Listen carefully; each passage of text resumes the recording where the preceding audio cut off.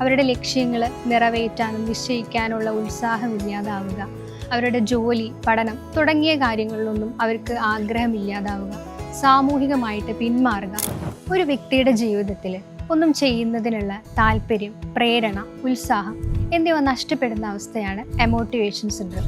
എമോട്ടിവേഷൻ syndrome ഉള്ള ആളുകളിൽ പൊതുവെ അവരുടെ ജീവിതത്തിലെ പ്രവൃത്തികളൊന്നും ചെയ്യുന്നതിനുള്ള താല്പര്യമില്ലാതാവുക, അവരുടെ ലക്ഷ്യങ്ങൾ നിറവേറ്റാനും നിശ്ചയിക്കാനുള്ള ഉത്സാഹമില്ലാതാവുക, അവരുടെ ജോലി, പഠനം തുടങ്ങിയ കാര്യങ്ങളിലൊന്നും അവർക്ക് ആഗ്രഹമില്ലാതാവുക, സാമൂഹികമായിട്ട് പിന്മാറുക എന്നിവയാണ് കണ്ടുവരുന്നത്. കൂടുതലായും ലഹരി ഉപയോഗിച്ചിരുന്ന ആളുകളിലാണ് ഈ ഒരു അവസ്ഥ കണ്ടുവരുന്നത്.